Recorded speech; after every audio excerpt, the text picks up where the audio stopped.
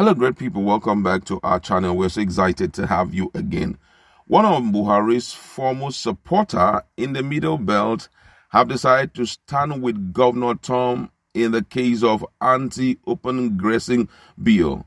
And he has also proven beyond reasonable doubt that Ortom has nothing against the Fulani origin, people from Fulani origin, as he clearly spelled out some of the things that Ortom has done for the Fulani people and why he does not want anything like open grazing in Benue State.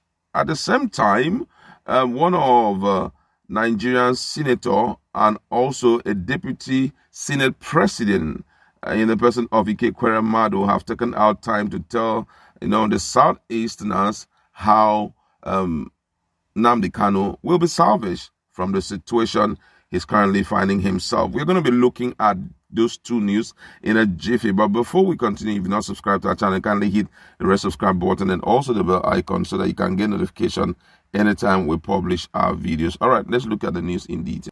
Active national volunteers for Buhari worldwide and the national leader of Chief Muslim worldwide has assured that the Benue State Governor Samuel Ortom harbors no hatred for President Muhammadu Buhari and the Fulani tribe. Alhaji Sadiq Nyomanga, national leader of the group also known as Chief Buharist, said Ortom appointed 14 Fulani aborigines into his government in 2015. Nyomanga made the remark while backing the state on the implementation of the anti-open grazing law. In a statement he signed, it was recalled that Ortom once appointed Meiti Allah leader in the state Haji Garuz Gorolo as senior special advisor on Fulani affairs. According to Nyomanga, it has become necessary to debunk the claim that His Excellency Samuel Ortom, Executive Governor of Benue State, hates Fulani ethnic nationalities. For the avoidance of doubt, I am Alhaji Sadiq Nyomanga, the national leader of the famous Chief National Volunteers for Buhari worldwide. I also double as the national leader of Chief Muslim worldwide. It is on record that Governor Ortom, on assumption of office in 2015, appointed 14 Fulani aborigines into his government, including the leader of Meiti Allah in the state, Alhaji Garuz Gorolo, who served as the senior special assistant to the governor on Fulani affairs. Gorolo is of Fulani from Adamawa State. With all these appointments made to these sons and daughters of Fulani nationality, we can't figure out where the Ortom government has indicted any single trace of hatred on the Fulani people as a tribe. It is unfortunate and pure act of mischief that rather than applaud Governor Samuel Ortom for his magnanimity to the Fulani as a race, criminal elements within their folds are bent on destroying the peace in the state, thereby undermining the government and its people.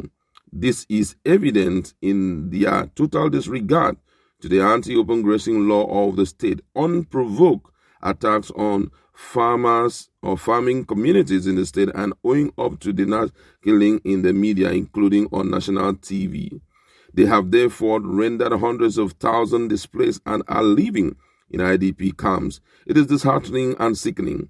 No nation of the world, to the best of my knowledge, apart from Nigeria, is still talking about open grazing or cattle routes. Hence, ranching is the only way to go when it comes to the business of animal husbandry.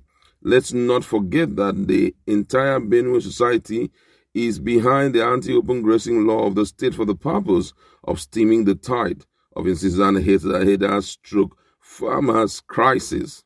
Chief Buharists are therefore standing with Samuel Ortom, the government and the people of Benue State on the state's anti-open grazing law and its implementation. We are totally not in support of any grazing route of any kind in view of the increasing population density and fixed landmass. Any other archaic animal husbandry policy is rejected. We urge the federal government to consider ranching as a panacea to open grazing of cattle. Nyomanga insisted that cattle grazing route would not be possible in the state. He said, why is the federal government not talking about ranching?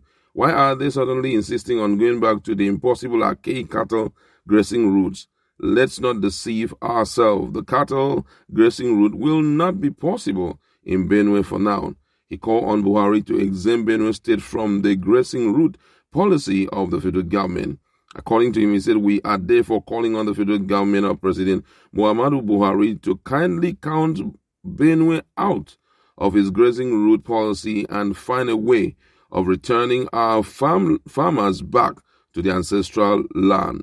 And again, if Governor Samuel Ortom of Benue State has in one swoop given appointment to 14 core Fulani nationals cutting across Sokoto, Kanu, Katsina, Kaduna, Zamfara, Kebbi, Adamawa, Plateau, and Taraba states, and you still shout hate, then I don't know how else to display love and brotherhood to Fulani as. Meanwhile, in another development, the former Deputy Senate President Ike Ekweremadu on Saturday revealed how the Southeast Caucus in the National Assembly plan to secure the release of the detained leader of the indigenous people of Biafra, Nnamdi Kanu. The caucus had during the week agreed to set up a committee to interface with the federal government on Kanu's case. The IPOB leader, who was arrested in an unnamed country on June 27, is standing trial for alleged treason and other allied charges at the Federal High Court, Abuja. Speaking during a program on Channels Television Hard Copy, Ekweremadu said the lawmakers are considering a political solution to Kanu's travails. According to him, he said, we expect that ultimately we'll find a political solution in respect of Mazi Nnamdi Kanu's problem. In the past, we have done similar things. What we want to see is to make sure that the federal government understands the feelings of our people. It is not easy to predict right now, but what we want to see is to reduce tension in the Southeast. When Rav Sh0ck was detained by former President Olusegun Obasanjo, there was tension until late President Umaru Yar'Adua came, and eventually we came up with a political solution of Sh0ck. The same thing with Nnamdi Kanu when he was. Wow, this is quite interesting, getting to know that Ike Ekweremadu, who for once was humiliated by IPOB, is now standing tall to ensure that the people, that Mazi Nnamdi Kanu, who is the people's choice, is being released from the detention of DSS. It's a good move by the lawmaker, and it's a pointer to the fact that he understands that blood is thicker than water. However, let's just look at some of the issues here. And the first in the list is the case of the Benue State or thief Buharist, who came out strong to defend his governor about the issue of hate against the Fulani, and is standing his ground to tell them, hey, this guy does not hate you. I think the real thing here is that people should learn to put themselves in the shoes of others so that they will kind of understand why the person is reasoning from the perspective he is reasoning from. You understand?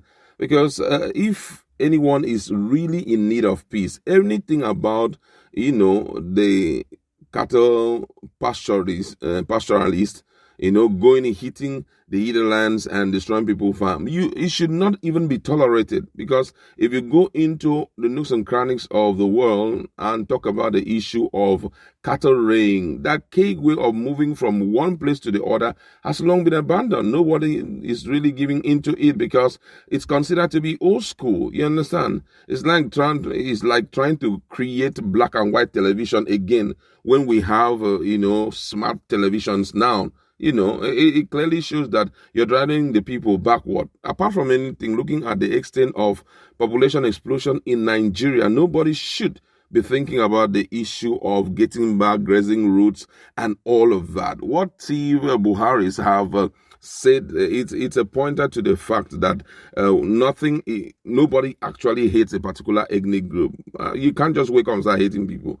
Well, the reason why we are trying to see how we can correct things so that everybody can coexist together as we have always been. But if you think that everybody business must be your own, be at the expense, your own business should be at the expense of other people's business, that cannot work, and it will continually trigger issues. And I feel that the federal government should take all of this into consideration, and let's shield this whole thing. If you look at some very educated governors, the likes of Kanu State Governor Ganduje, he is not in support of open grazing. For him, ranching is the ideal way to go. And guess what?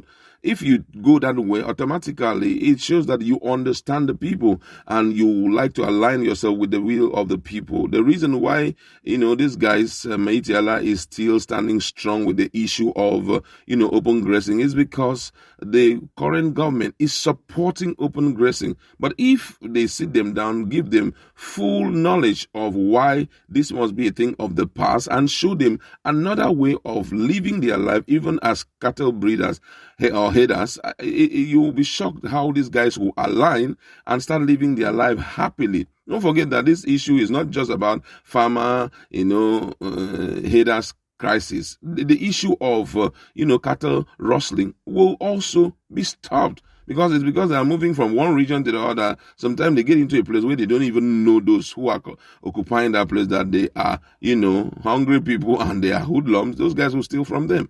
So I feel right now that with what the Buharists have said should be accepted, and also this hate issue about Samuel Ortom should be a thing of the past. I'd like to leave it there. Go to our comment section. Let's interact. Thank you very much and stay tuned.